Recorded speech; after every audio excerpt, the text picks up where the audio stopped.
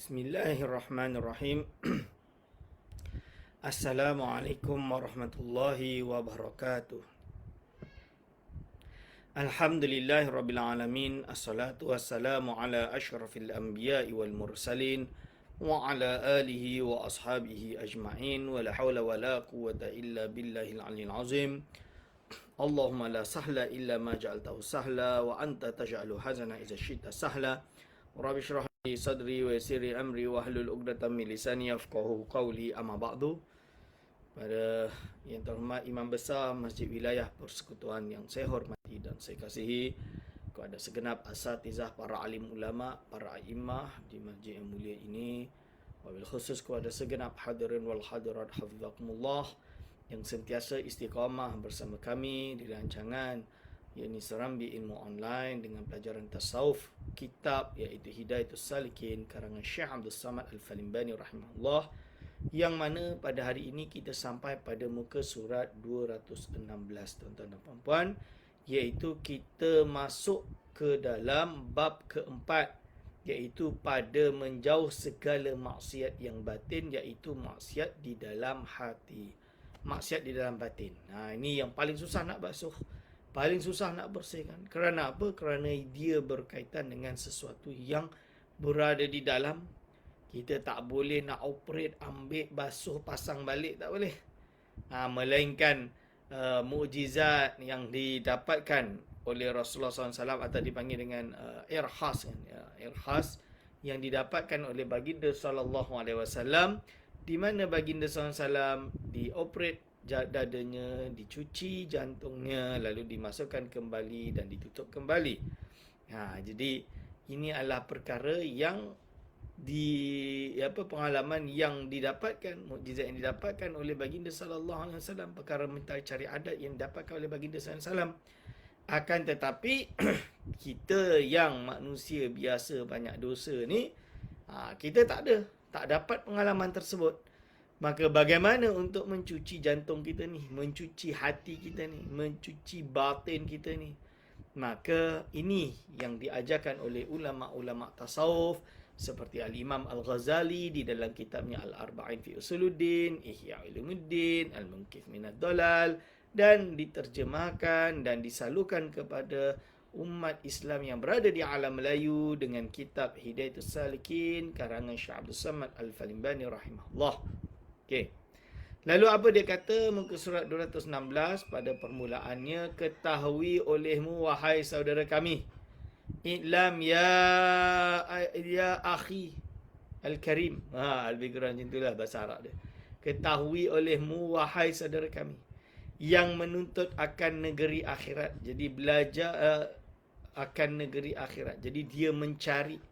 Kita ni menuntut ni maksud kita mencari. Mencari apa? Kita mencari negeri akhirat. Kita mencari daril baqa, daril akhirah, iaitu mencari keabadian di akhirat kelak. Jadi kan kita di akhirat abadi. Jadi kita abadi, kita tak naklah abadi duduk dalam neraka, tak nak singgah tengok pun tak nak. Kalau boleh nak terus masuk syurga dan kekal dalam syurga. Kalau boleh janganlah kat tiang syurga je. Janganlah dekat dinding syurga je, kat pintu syurga, tak nak. Kita nak berada dalam syurga yang mewah, dengan mahligai, bidadari, dengan semua jenis makanan, makan banyak dan puas pun tak kenyang. Maksud dia tak kenyang-kenyang, tapi tak rasa bosan, tak rasa ini, tak kena diabetik. Hari ni makan sedap-sedap, tuan-tuan dan puan-puan, beli kek mahal-mahal, tak boleh makan, diabetik. Contoh dia. Ini penyakit. Penyakit. Tapi di sana nanti tidak ada penyakit. Lalu apa dia kata? Bahawa murad dengan maksiat yang batin itu, yang dimaksud, murad tu yang dimaksud. Murad tu yang dimaksud dengan maksiat yang batin itu, iaitu segala perangai yang kejahatan dan sifat yang tercela yang di dalam hati. Jadi segala jenis perangai itu akhlak, sajiyah bahasa Arab dia. Sajiyah tu adalah tabiat yang kejahatan, tabiat yang tak baik, perangai yang tak baik. Iaitu apa? Akhlak yang tak baik. dan sifat yang tercela. Berarti ada sifat-sifat mazmumah, tuan-tuan. Sifat-sifat yang tercela yang di dalam hati. Dan iaitu amat banyak. Penyakit hati ini banyak, tuan-tuan. Kalau nak tengok Imam Ghazali syarahkan dalam kitab Ihya Ulumuddin, Masya Allah. Banyak sekali, tuan-tuan. Tetapi disebutkan oleh Imam Ghazali rahimahullah ta'ala dalam kitab Arba'in fi Usuluddin 10 perkara. Imam Ghazali ringkaskan perbahasan ini sebanyak 10 perkara sahaja dalam kitab Al-Arba'in fi Usuluddin. Kitab Al-Arba'in fi Usuluddin ini salah satu kitab terpenting Imam Ghazali. Dia termasuk dah di akhir-akhir hayat Imam Al-Ghazali. Tapi untuk orang awam, untuk dibaca oleh orang awam. Kerana apa? Kerana dia memiliki zubdah perkara-perkara penting dari Imam Al-Ghazali rahimahullah. Pertama, iaitu apa? Syatrul ta'am. Syarahut ta'am. Syarahut ta'am. Iaitu apa? Iaitu sangat gemar pada membanyakkan makanan. Tuan-tuan. Syekh kita dah ingatkan kita. Makanan ni penyakit. Penyakit, tuan-tuan. Makanan boleh penyakit, Ustaz. Orang makan untuk sihat. Orang Malaysia sekarang makan untuk sakit. Sebab apa? Kita ni makan nasi. Lauk. Dengan keropok lagi. Lepas tu ada buah. Bagus lah. Air manis lah tu.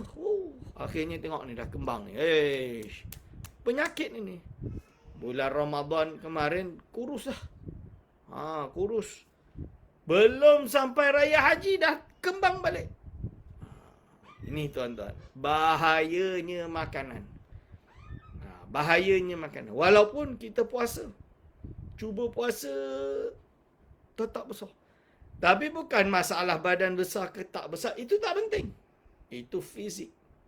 Penyakit. Penyakit hati yang paling besar. Penyakit hati dia dekat mana? Banyak makan, macam dia sebut pada pelajaran sebelum ni. Banyak makan, akhirnya apa? Akhirnya ngantuk. Kalau haram, lagilah bahaya. Kan kita dah bahas. Sebab itu kita kena jaga makanan kita. Ulama sufi makan sikit, tak sedap. Makan nasi dengan sambal. Sambal tu okey lagi. Nasi dengan garam. Dah cukup dah. Bahaya, Ustaz, garam. Garam ni boleh buat darah tinggi. Okey. Kalau macam tu, nasi. Kalau ulama' dulu, contoh dia lah. Dia letak nasi sikit. Berapa genggam. Lalu ditaburnya makanan yang bersifat kecil. Tempe sahaja ke. Dah cukup. Pecah-pecahkan, letak, makan. Yang penting boleh hidup. Kita tak sekarang di Malaysia, kita makan mesti mewah. Ini penyakit. Penyakit. Yang kedua, syarahul kalam. Iaitu apa? Sangat gemar kepada membanyakkan perkataan. Cakap banyak. Macam kita ni lah hari ni. Cakap benda agama ni bagus lah. Cakap benda agama ni bagus. Cakap benda pengajian ni bagus. Cakap mengaji ni bagus. Tanya soalan agama bagus. Tapi yang kita cakap banyak ni gosip. Cerita artis tu macam mana. Artis tu kahwin dengan siapa. Artis tu macam kerja apa. Berapa dia punya ini. Itu semua syarahul kalam. Banyak cakap. Ini bahaya. Sekali tersalah cakap. Backbiting, na'udzubillah min zalik. Ini memang penyakit paling banyak, tak kisah awam ataupun ulama. Ini kita ingatkan, awam ataupun ulama. Dan ini penyakit yang paling susah. Kerana apa? Kerana alat bercakap ini adalah lidah dan lidah ini tak bertulang. Ini masalah dia. Boleh pakai menjala sahaja. Na'udzubillah min zalik. Yang ketiga, ghadab, marah. Iaitu marah. Ini penyakit hati. Marah. Sebab itu kalau marah, wuduk cepat-cepat, tuan-tuan. Kerana marah ni membara api, wuduk padam balik api tersebut. Ini cara. Nanti dia akan dijelaskan oleh Syekh Abdul Samad Al-Falimbani. Okey. Hasad yang keempat, hasad iaitu dengki. Urusan hati macam mana kita nak kawal, Ustaz, kena latih. Bila hati rasa dengki, astagfirullahaladzim. Apa dengki-dengki ni? Jangan dengki. Kena macam tu. Susah. Diri kita nak marah. Boleh? Bukan mudah. Yang kelima, al-bukhlu wa hubbul mal. Iaitu kikir. Kikir tu apa? Kedekut. Haji Bakhil bin Haji Kedekut. Itu. Ini kedekut. Kedekut ni penyakit. Dan kasih kepada harta. Sayang harta, tuan-tuan. Sayang harta pun macam mana? Kedekut nak keluar duit beli buku anak pun tak nak. Nak keluar duit untuk bagi sedekah pun tak nak. Lebih-lebih kita dalam keadaan pandemik ini tak boleh kedekut, kena tolong. Jadi jangan kedekut. Banyak harta tapi tak nak belanjakan, tak nak tolong orang-orang Islam, sesama Islam tak nak tolong. Padahal dulu tuan-tuan, kalau baca sejarah-sejarah ulama dulu, jadi cerita dia Daulah Uthmaniyah, dia akan isytihar untuk pergi jihad ke Balkan misalnya. Jadi Sultan menyiapkan bala tentera dia dan mempersiapkan bala tentera kerana apa? Fardu ain dan fardu kifayah.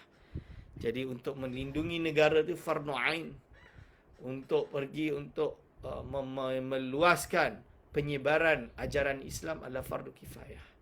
Kerana pada waktu itu orang yang bukan Islam tidak menerima Islam untuk disebarkan. Maka dia terpaksa menghantar bala tentera untuk menyelamatkan saudara-saudara Islam yang ada di Balkan, yang ada di Bosnia dan lain-lain misalnya. Maka apa yang dilakukan oleh Daulah Uthmaniyah? Dia akan umumkan, wahai umat Islam, kita akan melakukan ekspansi, iaitu dipanggil dengan jihad fisabilillah, untuk menyelamatkan tanah-tanah negara Islam ini yang pernah dimiliki oleh orang Islam. Maka bila dia isytiharkan untuk berangkat, maka kumpullah umat Islam yang ada di Istanbul, di Ankara, di Busan, di banyak tempat, menyerahkan harta dia bagi bantu kerajaan untuk melakukan jihad fisabilillah tersebut. Al-jihad bin mal ni nama dia. Jihad bin mal. Jihad dengan harta. Kita pada hari ini dalam keadaan susah. Bukan lagi fardu kifayah tapi dah fardu ain dah. Dalam beberapa hal bagi orang yang ada harta, jangan lupa bayar zakat. Jangan lupa menyalurkan zakat tersebut untuk menolong orang yang susah pada dalam keadaan pandemik ini. Kita tolong saudara kita. Kita tolong kawan kita. Kita tolong sesama umat Islam di negara ini. Tak payah jauh-jauh. Tak payah pergi jauh-jauh. Negara ni dah tenat. So ini kita tolong. Tolong mereka. Tolong mereka. Keenam, hubbul jah. Kasih kepada, okey dah. Hubbul jah. Iaitu apa? Suka pangkat, kasih akan kemegahan. Jah itu dianggap di sini kemegahan. Kemegahan zaman sekarang adalah iaitu pangkat. Jadi bangga, sayang. Tak nak, kita dapat datuk dah. Di mana-mana tunjukkan, ana datuk, saya datuk. Ini penyakit kadang-kadang tuan-tuan. Jadi kita kena apa? Kita tak boleh. Tak boleh dengan hubbul jah. Terutama yang ada pangkat dan lain-lain tu kena turun tolong saudara kita pada hari ini di Malaysia yang sudah tenat ini. Tolong. Tolong tu maksud dia apa? Salurkan bantuan. Kita tahu ada yang susah, kita bangun, kita bantu, kontak, kita gunakan kontak kita untuk menolong mereka. Inilah gunanya jah pangkat. Datuk Seri, Tan Seri dan lain-lain. Ini guna dia.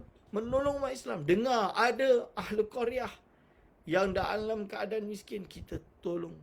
Ada umat Islam yang keadaan susah, kita tolong. Ada yang hilang pekerjaan, kita tolong. Ada yang ada masalah, kita tolong. Ini. Hubbul jah tak boleh. Kasih kepada pangkat kemegahan tak boleh. Ketujuh, hubbud dunya. Hubbud dunya itu apa tuan-tuan? Iaitu mencintai dunia. Mencintai dunia iaitu apa? Iaitu kasih akan dunia. Suka apa? Suka barang dia, harta dia. Tak nak hilang harta dia, tak nak ni apa harta dia. Sayang tu. Kalau ibarat orang tersebut terlalu sayang sampai dengan harta sampai nak tidur pun susah, takut orang curi harta dia. Ini hubbud dunia. Termasuk kasih akan dunia hari ini adalah hedoism. Orang yang hanya mencari kesenangan duniawi, kesenangan zahir. Mabuk. Mengguna obatan-obatan dadah terlarang. Maksud dia apa? Pakai benda-benda yang tak boleh ni. Heroin, na'uzubillah min zalik, sabu-sabu, ganja, daun ketum. Ini semua yang diharamkan. Diharamkan oleh negara. Berarti diharamkan oleh Allah Subhanahu Wa Taala juga. Jadi tak boleh. Hubbud dunia. Termasuk lagi cinta dengan pada hari ini, ya Allah. Sedih hati melihat bagaimana ada orang Islam kalau datang artis dari Korea ke misalnya, dia menjerit-jerit, sanggup tunggu dekat airport berjam-jam hanya untuk ambil gambar. Dah habis, selesai. Ketika ada ulama besar yang datang mengarang kitab yang dipakai oleh umat Islam seluruh dunia sebagai panduan, kita tahu dia adalah ulama yang rabbani, yang dekat dengan Allah Subhanahu Wa Taala dengan ketakwaan dia. Ada kita nak bergegas, berharap kalau boleh dia jadi imam, kita jadi makmum, mengambil kesempatan menjadi makmum dari ulama yang hebat ini. Ada tak kita nak bergegas untuk mendengarkan kalimah-kalimah yang hikmah, yang emas ini, durratul yatimah ini? Ada tak kita nak buat? Justru kita anggap tidak penting, jumpa pun tak nak, ambil tabaruk dengan ilmunya pun tak nak. Yang ada hanya apa? Kalau buka TV nampak muka dia, kita tutup tukar yang lain. Ini penyakit tuan-tuan dan puan-puan. Yang ke-8, takabur, membesarkan diri, sombong. Takabur tu sombong. Akulah yang hebat, bukan engkau. Takabur. Ini. Yang ke-9, ujub, iaitu hairan akan diri. Hairan akan diri tu maksud dia apa? Aku ni hebat lah. Itu penyakit tuan-tuan. Tidak ada yang tahu kecuali diri kita sendiri. Sebab itu kita kena pastikan diri kita tidak diselubungi oleh penyakit ujub. Aku mana dia yang boleh lawan aku ni? Aku paling alim, paling hebat. Penyakit tuan-tuan puan-puan. Ujub, penyakit. Ke-10, riak. Iaitu menuntut martabat pada hati makhluk supaya boleh kemegahan padanya. Jadi apa? Dia nampaklah aku rajin pergi masjid. Nampaklah aku rajin ikut kelas pengajian. Dia nampak aku rajin solat, pakai serban, pakai tongkat sikit, pakai apa. Datuk gimana? Pergi masjid. Baiknya Datuk. Tapi hati riak. Nak tunjuk yang aku ni hebat dah. Macam tu. Ini riak, penyakit hati. Banyak lagi penyakit hati yang tidak disebutkan oleh Syekh Abdul Samad Falibani, yang insya-Allah kita akan lanjutkan, kita akan teruskan nanti dalam kitab selanjutnya bernama Siyarus Salikin, setelah kita khatam kitab Hidayatus Salikin ini. Insya-Allah. Kita pasang niat dalam hati. Kita jadikan platform ini, kesempatan ini untuk mengaji dan khatamkan sebanyak-banyaknya kitab. Kitab-kitab dalam tasawuf. Nanti kita habis kitab ni, kita habis Siyarus Salikin, kita pindah lagi kitab-kitab tasawuf yang lain dengan harapan kita mendapatkan ilmu yang bermanfaat tuan-tuan dan puan-puan. Okey. Lalu maka wajib atas tiap-tiap mukallaf yang akil baligh yang berkehendak akan kemenangan di dalam akhirat nanti, bahawa menyucikan mereka itu akan hati mereka itu daripada sifat-sifat yang tercela ini kerana firman Allah Subhanahu Wa Taala. Berarti apa tuan-tuan? Wajib atas sekalian mukallaf yang akil baligh, yang nak kemenangan, kita nak najahun. Kemenangan tu apa? Najah, selamat. Najah, kemenangan di akhirat kelak. Apa? Iaitu menyucikan mereka itu akan hati mereka. Kena menyucikan hati mereka. Bersihkan hati mereka daripada sifat-sifat yang tercela ini. Dari segala sifat yang cela. Kena dibersihkan. Bersihkan hati tersebut tuan-tuan dan puan-puan. Ini tugas kita. Tugas kita bersihkan hati. Tuan-tuan dah bersihkan hati. Hari ini berapa banyak hati kita yang telah kita bersihkan? Ini macam mana nak bersihkan? Ini yang kita akan belajar di dalam kitab ini. Kerana apa wajib? Firman Allah Subhanahu Wa Taala, "Qad aflaha man zakkaha." Iaitu sesungguhnya telah dapat kemenangan oleh seorang yang menyucikan hati mereka itu daripada sifat yang tercela. Jadi kalau kita dapat membersihkan hati kita, maka aflaha man zakkaha, iaitu dia mendapat kemenangan. Aflaha, muflihun, mendapat kemenangan. Sabda baginda sallallahu alaihi wasallam lagi, at-tahuru syatrul iman. Iaitu apa? Menyucikan akan hati daripada sifat yang tercela itu ialah setengah daripada iman, tuan-tuan. Ini setengah daripada iman, iaitu apa? Menyucikan akan hati daripada sifat yang tercela. Hadis ini diriwayatkan oleh Muslim dan Imam Tirmizi, hadis yang sahih.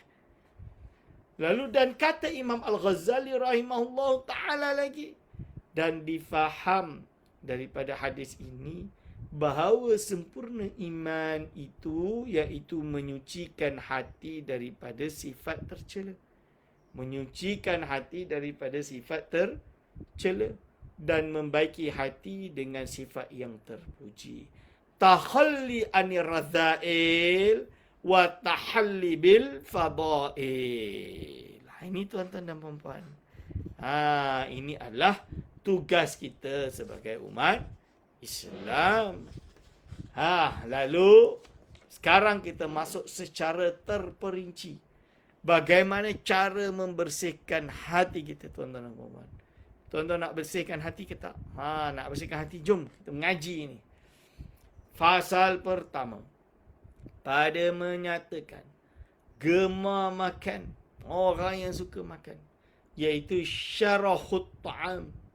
Dia banyak dan gemar sangat makan, iaitu sangat gemar kepada makanan dan melebihi atau melebih kenyang daripada adat, iaitu lebih kenyang daripada biasanya, daripada adatnya, dan membanyakkan pada makan, iaitu terlalu banyak makan, maka iaitu dicela oleh syarak seperti firman Allah Ta'ala, Ya bani Adam khudhu zinatakum inda kulli masjidin wa kulu washrabu wa la tusrifu innahu la yuhibbul musrifin. Yang bermaksud, wahai anak Adam,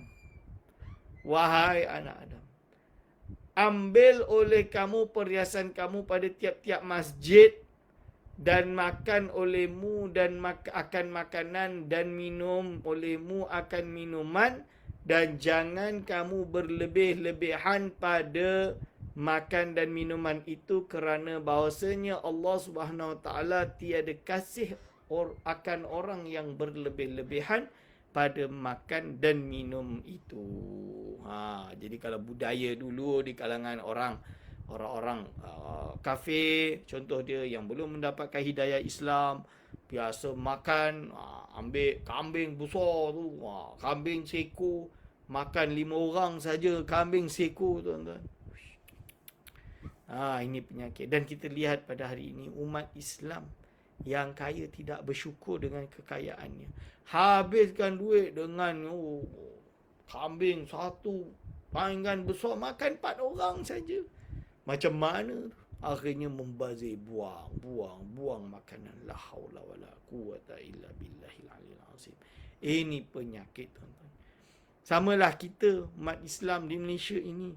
Tak adalah nak makan kambing 4 orang saja. Ya. Tapi kita membazir pada perkara-perkara lain dengan hal-hal kemewahan, dengan hal-hal yang bersifat pembaziran. Makan 5 jenis lauk ada kat satu pinggan. Ini bahaya. Penyakit hati. Penyakit hati, ya. Kerana gemar makan seadanya. Selesai. Syahdan. Oleh sebab itu, seyogianya hendaklah engkau kurangi akan makan dan minum itu. Jadi kurangkan makan akan dan minum itu sekira-kira jangan sangat kenyang. Jangan sampai sangat kenyang, kerana yang demikian itu dituntut oleh syarak dan dipuji akan dia oleh syarak, kerana sabda Nabi SAW, "Ma min amalin ahabbu ila Allahi min ju'in wa 'atashin." Iaitu apa? Tiada amal yang terlebih kasih kepada Allah Subhanahu wa ta'ala daripada lapar dan dahaga. Jadi tidak ada amal yang terlebih kasih kepada Allah Subhanahu wa ta'ala daripada lapar dan dahaga. Lapar dan dahaga.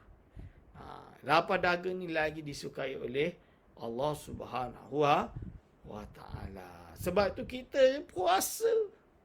Kita rasa lapar tiap-tiap hari. Rasa lapar. Lepas tu buka puasa, jangan makan. Hentam dengan timbul. Nasi banyak ni. Cukup. Banyak ni saja. Cukup. Sikit. Lauk satu. Cukup. Dah selesai. Itu dah boleh hidup dah. Dah cukup. Tak payah nak makan nasi. Nasi Arab satu tinggi. Bahaya. Penyakit, tuan-tuan. Penyakit hati, penyakit badan juga. Boleh kena diabetes. Okey. Lalu dia sebut apa lagi?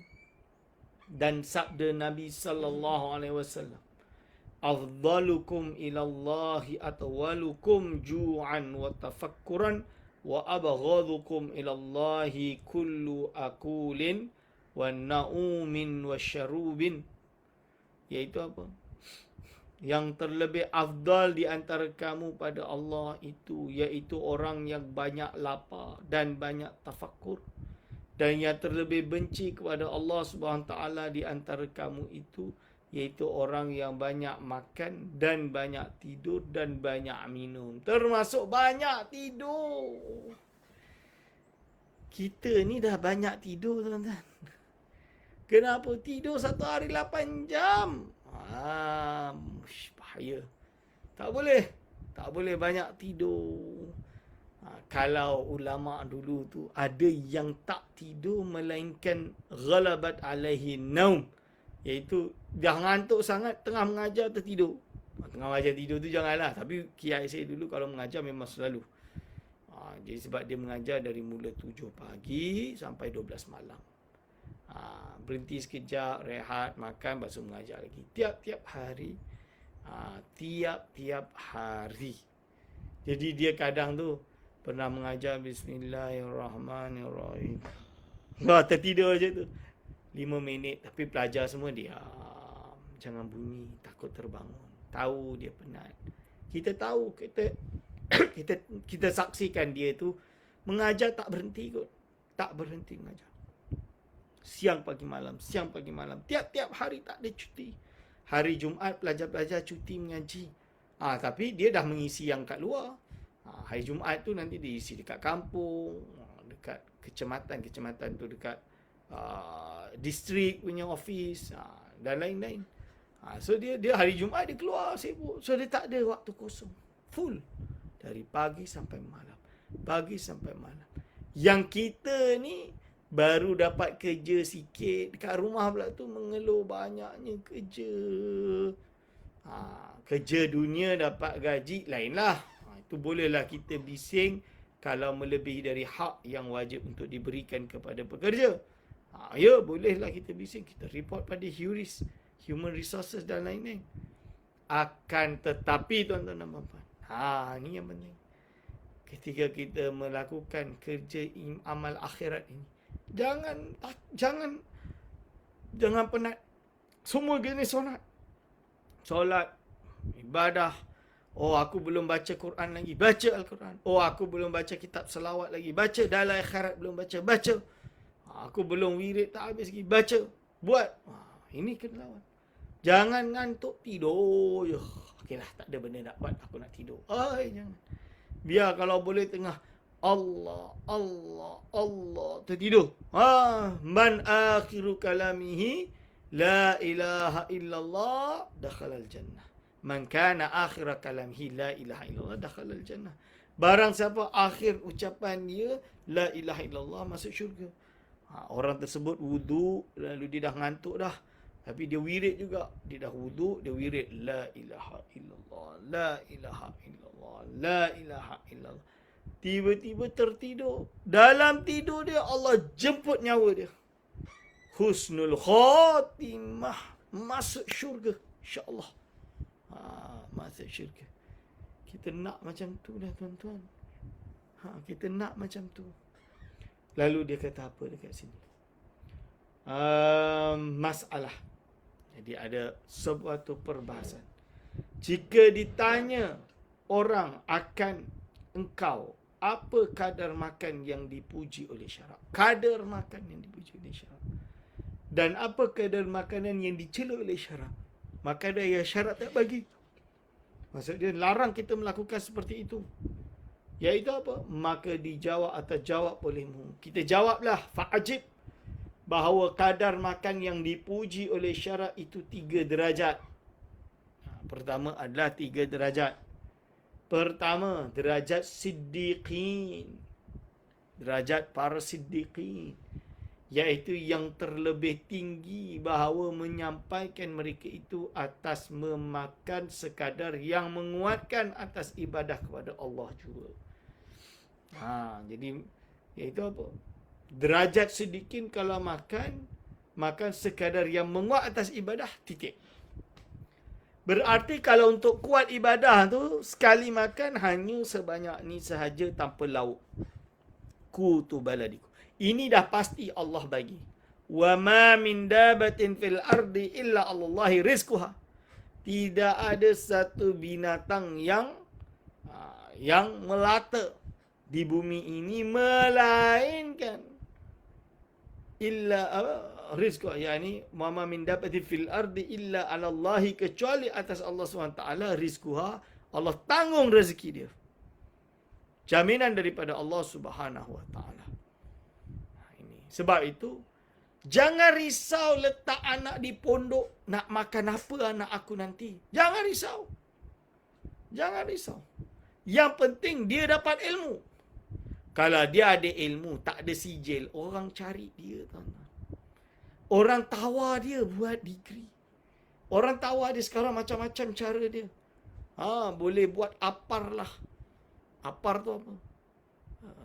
Apar nama dia. Saya lupa. Ada satu program iaitu oleh KPT di beberapa institusi tertentu melihat pengalaman kerja untuk mendapatkan sijil degree, melihat pengalaman kerja dia.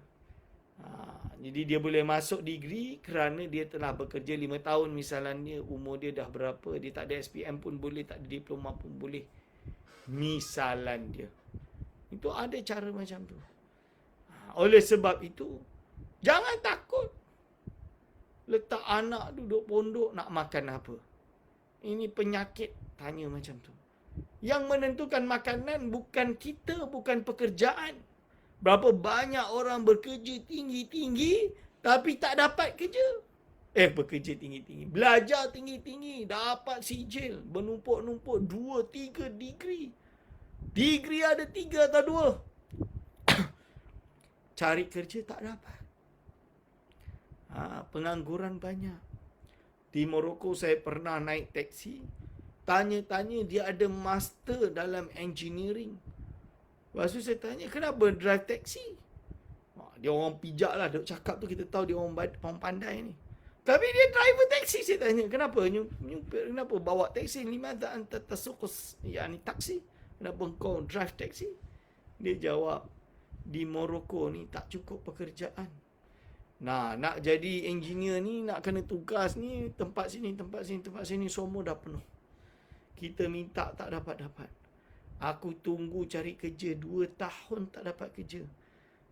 Jadi apa? Aku drive taxi. Dah jadi aku punya pekerjaan lah. Jadi waktu tu drive taxi tu hanya nak kumpulkan duit persiapan untuk jadi engineer. Dah ada master engineering. Akhirnya jadi tukang taxi juga. Dia kata memang tak ada pekerjaan. Ini menunjukkan apa, tuan-tuan? Sijil bukan penentu. Ilmu yang menentu. Allah SWT, of course, takdir semua datang daripada Allah SWT. Dan Allah perintahkan kita untuk mencari ilmu demi ilmu. Demi Allah SWT, untuk Allah SWT. Perintahnya. Maka kita kalau ada anak nak belajar agama, kita hantar ke pondok. Jangan kita kata dia nak makan apa. Jangan. Sebab apa? Rezeki dia Allah tentukan. Allah tentukan. Kita tak tahu min haitsu la yahtasib. Dengan jalan sekira kita tak boleh nak kira-kira. Jadi kita boleh nampak. Nampak banyak orang dari pondok sekalipun berjaya. Tak pernah pergi sekolah pun berjaya. Ini kita kena ada tawakal kita dan serahkan kepada Allah SWT. Derajat siddiqin, derajat paling tinggi. Para awliya-Nya. Kedua, bahawa makan pada sehari semalam setengah mud. Setengah mud. Satu cupak mud tu, ni separuh saja, 382 gram saja. Iaitu setengah daripada seperempat gantang zakat fitrah. Jadi zakat fitrah beras contohnya banyak ni kan. Itu kita makan setengah dari 1/4. Jadi 1/4 setengah. Berarti 1/8. Jadi 1/8 sahaja yang kita makan daripada zakat fitrah tersebut. Jumlah 1 mud. Ini setengah mud. Berarti apa? Berarti sangat sedikit. Kalau boleh kurang, macam saya kata, banyak ni dah cukup. Boleh hidup. Dengan nasi boleh hidup. Kalau di Maghribi, di pondok itu, kita dapat zakat roti. Jadi, ada orang bagi gandum. Jadi, nanti kita punya dapur, dia ada dapur tu akan buat roti. Bakar roti. Lepas tu makan apa? Makan roti. Jadi, dia bagi roti besar ni. Itu 1 hari. Koyak 2. Jadi dia bagi pagi, kita ambil, waktu kita nak makan tu kita koyak 2, letak kat atas meja roti 1, yang 1 kita makan, celup dengan apa? Celup dengan minyak zaitun. Jadi kadang-kadang dia ada bagi minyak zaitun. Kadang-kadang beans, red beans tu. Itu. Saya mula-mula macam tak ada nasi, bukan nak mewah. Nak kena ada nasi. Perut orang Melayu kot. Dalam ni Melayu duduk kat Jawa lama. Jadi saya tu macam perlu nasi. Mula-mula ni masuk pondok dekat sana. Sampai-sampai tu saya masuk pondok 2 bulan. Jadi waktu tu sebulan 2 bulan. Jadi pada waktu itu jadi makan mula-mula macam alamak tak ada nasi. Tak apa, redha. Dan ternyata betul tuan-tuan. Tak perlu lama, 3 hari saya dah boleh beradaptasi. Tak ada nasi, tak ada masalah. Tapi badan saya kurus. Dari berat 65 tu turun sampai 55. Alhamdulillah. Jadi waktu tu saya kata, ini kalau nak diet ni masuk pondok lah. Selesai lah. Cuma sekarang tak ada kesempatan lah. Jadi waktu itu makan je tu. Pagi dia hanya bagi telur rebus. Telur rebus makan dengan garam. Dah. Satu je lah. Kan murid-murid banyak. So dia bagi satu. Kita datang ambil. Lepas tu kat meja dah ada garam. Buka, letak. Makan, habis. Siang roti bulat, koyak, makan dengan red beans ke apa. Malam sama.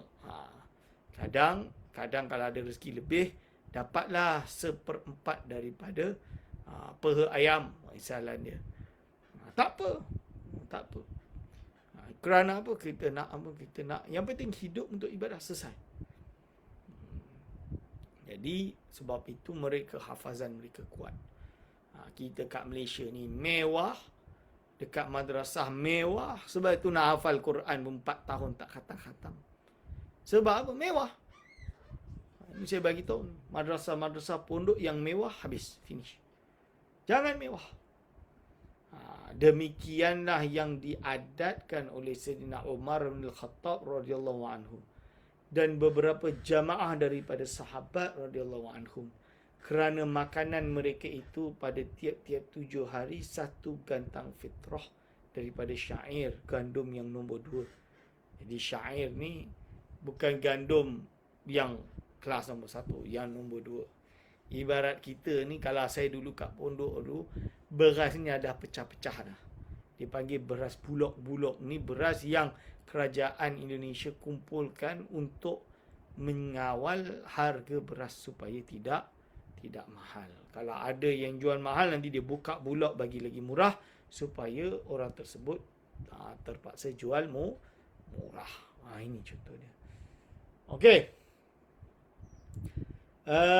Ketiga, bahawa dia makan pada setiap sehari. Pada sehari semalam itu 1 mud, 765 gram, iaitu 1/4 gantang fitrah. Ini kalau bentuk roti lah. Jadi 1 roti, itu dah cukup. Kita beras kan. Beras ni kalau saya 1 cup tu, itu 1 hari dah banyak dah tu. Lebih nasi ni banyak penyakit. Nasi ni banyak penyakit. Bukan sebab nasi tu banyak penyakit. Dia kan banyak kanji dia.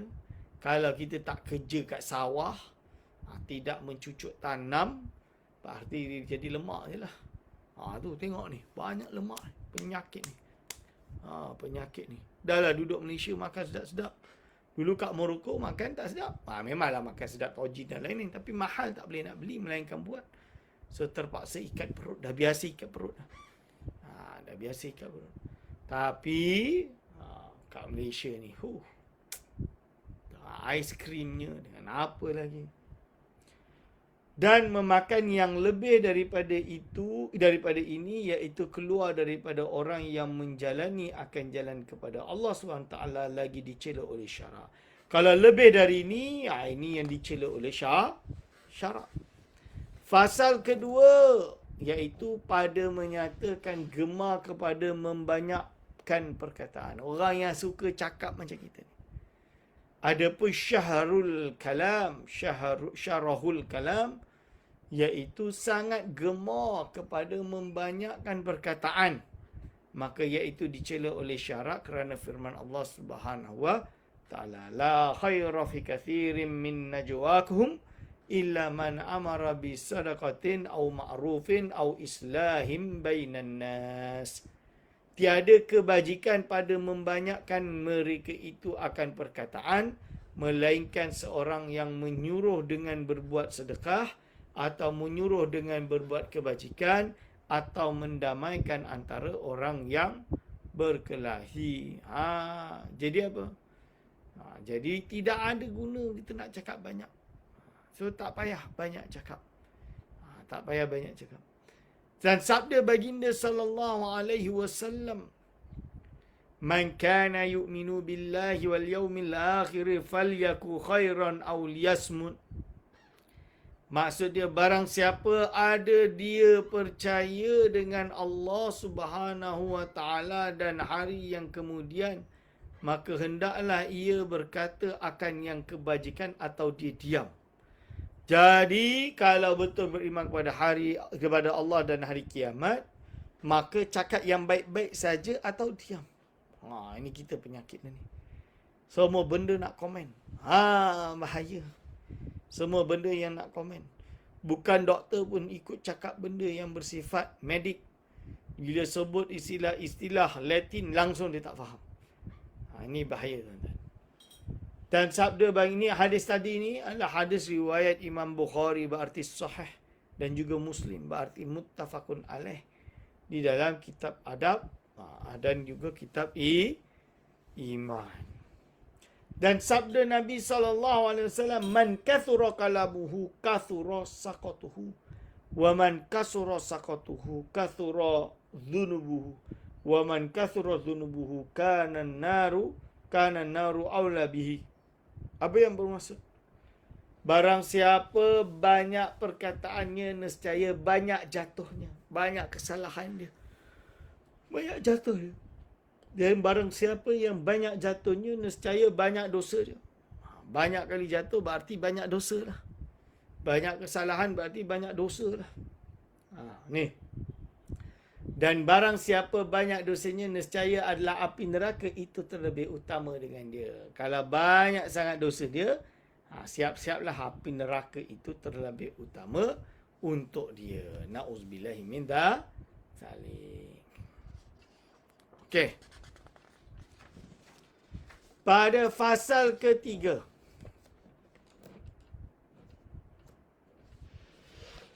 Fasal ketiga pada menyatakan marah. Ini menyebutkan tentang penyakit hati marah. Adapun ghadab, marah, iaitu marah, maka iaitu dicela oleh syarak kerana sabda Nabi SAW. Jadi marah ni, ghadab ni dicela oleh syarak. Dalam Islam, dia dilarang dan dianggap sebagai amalan mazmumah. Apakah itu? Al-ghadabu yufsidul imana. Marah ini merosak iman, membatalkan iman. Okey. Kama yufsidus sabru al-asana. Iaitu, marah itu membinasakan iman seperti membinasakan iaitu putar wali. As-sabiru bukan sabru. As-sabiru al-asala. Putawari iaitu akar seruntun. Akar seruntun. Putawari itu akar seruntun. Agar akan madu. Macam mana sabir ni boleh merusak. Sabir ni boleh merusak madu. Hadis ini diriwayatkan oleh siapa? Oleh Imam Tabrani dalam kitab Al-Kabir. Baihaqi dalam Syu'abil Iman dengan hadis yang dhaif. Hadis yang dhaif. Walaupun dhaif, ulama boleh pakai kerana dia bersifat membersihkan jiwa, bersifat fadailul a'mal. Okey, hadirin wal hadir afidakumullah. Dan sabda Nabi SAW lagi, ma ghadiba ahadun illa ashfa 'alan nar. Riwayat Imam Bazar dan Ibnu Adi melalui hadis yang dhaif. Tiada marah seseorang melainkan hampir dia atas api neraka jahanam. Jadi tak ada yang marah seseorang melainkan hampir dia atas api neraka jahanam. Dan lagi sabda Nabi Muhammad sallallahu alaihi wasallam, innal ghadaba minasyaitan wa inna syaitana khuliqa minan nar wa innama tudfa'un naru bil ma'i فَإِذَا غَضَبَ أَحَدُكُمْ فَلْيَتَوَضَّأْ. Maksud dia apa? Rawahu Abu Daud. Jadi hadis ini diriwayatkan oleh Abu Daud dan Ahmad dengan hadis yang hasan. Hasan tu hadis yang baik, yang boleh dipakai. Boleh dipakai.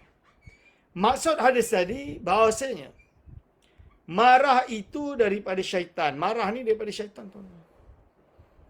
Orang yang suka marah ni daripada syaitan. Dan bahawa syaitan itu dijadikan daripada api. Ingat, syaitan ini terbuat daripada api. Dan hanya sahaja dipadamkan api itu dengan air. Jadi cara nak padam api ini hanya dengan cara air lah. Itu je. Siram. Maka apabila marah seseorang daripada kamu, maka hendaklah dia mengambil wuduk. Kalau seseorang dari kita ini marah, maka ambil wuduk. Ambil wuduk. Fasal yang keempat. Jadi nak baikkan marah ini berwuduk. Nak padam api kemarahan itu dengan berwuduk yang macam saya sebut tadi. Lalu apa? Fasal keempat. Fasal keempat iaitu menerangkan tentang penyakit hasad dengki. Apa itu hasad dengki? Adapun hasad itu iaitu dengki maka iaitu sebesar-besar kejahatan manusia yang dicela oleh syarak lagi haram. Ingat, dengki ini diharamkan oleh Allah SWT. Kata Al-Imam Al-Ghazali rahimahullah. Apa dia kata? Wa'lam annal hasana haramun wa huwa an tuhibba zawala ni'mati min ghairika wa tuhibba nuzula musibatin bihi wa la tahrumu al-munafasatu wa hiya an taghbitahu wa tashtahiya li nafsika mislahu wa la tuhibbu zawalaha minhu. Ketahui olehmu, tuan-tuan dan puan-puan, bahawa dengki itu haram. Dengki ini haram hukum. Bahawa suka engkau akan hilang nikmat daripada orang lain daripadamu. Dan suka engkau, maksudnya engkau suka ke? Engkau suka ke? Jadi suka ke engkau akan hilang nikmat daripada orang lain daripadamu? Dan suka engkau turun balak dengan dia. Itu apa? Kalau kita hasad, orang tak sukalah dengan kita. Orang tak tolonglah kita. Engkau suka ke? Nuzulan musibatin bihi. Iaitu apa? Turunnya balak, musibah kepada engkau. Wala tahrumu al-munafasu wa hiya an taghbitahu wa tashtahiyah.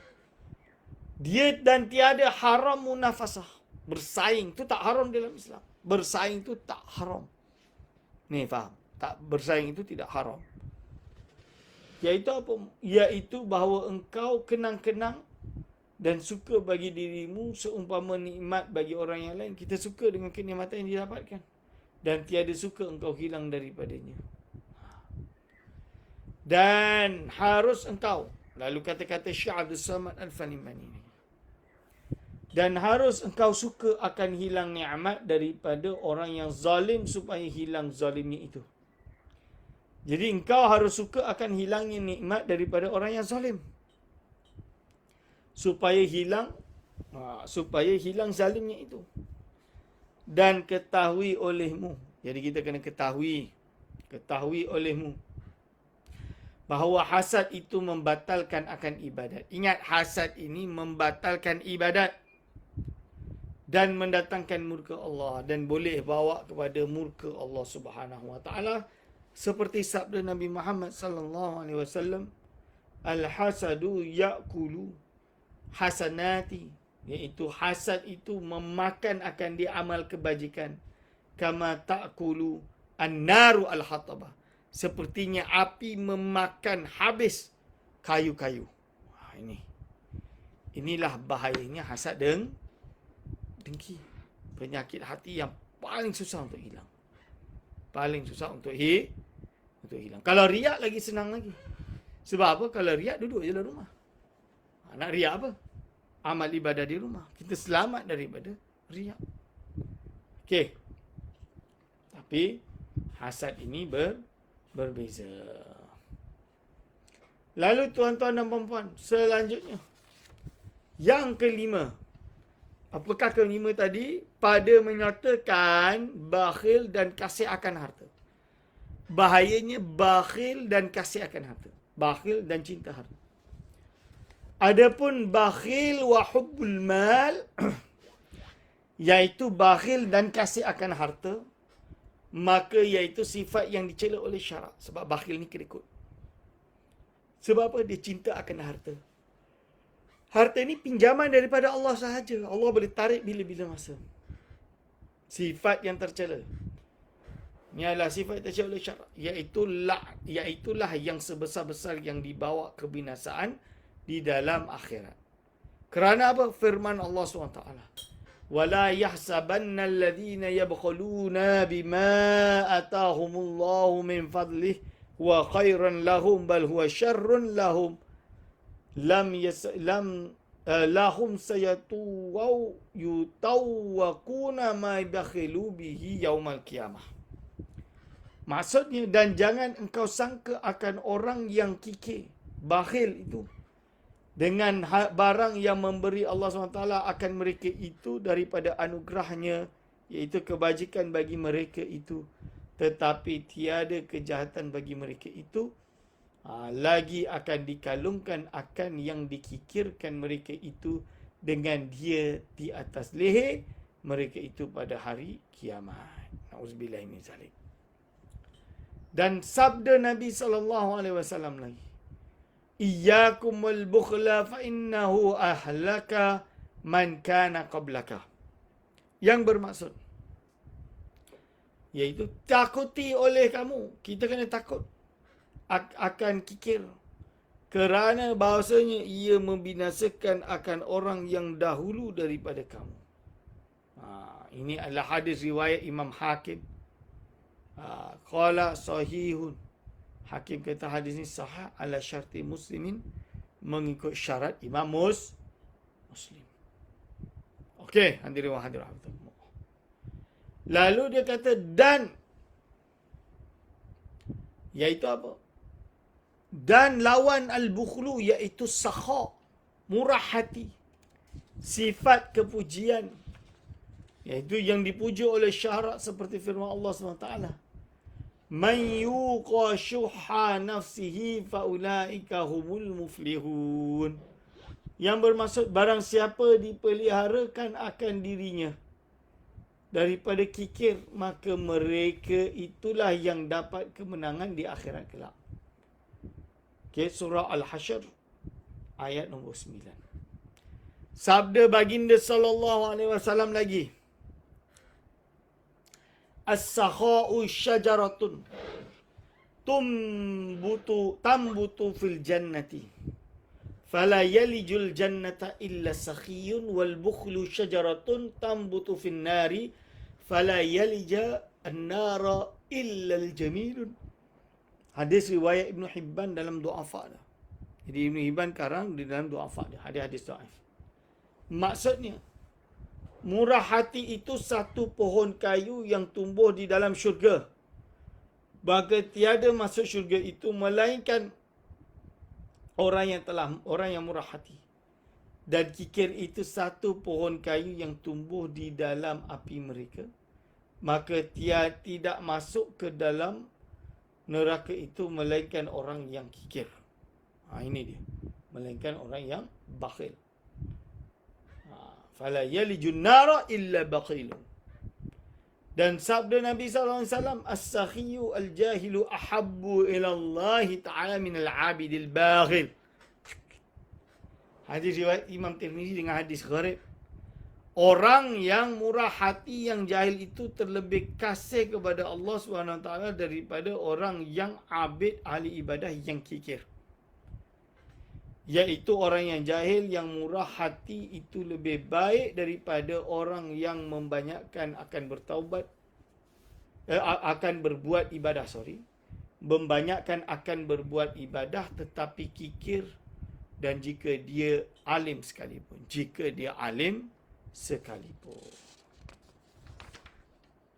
Okey.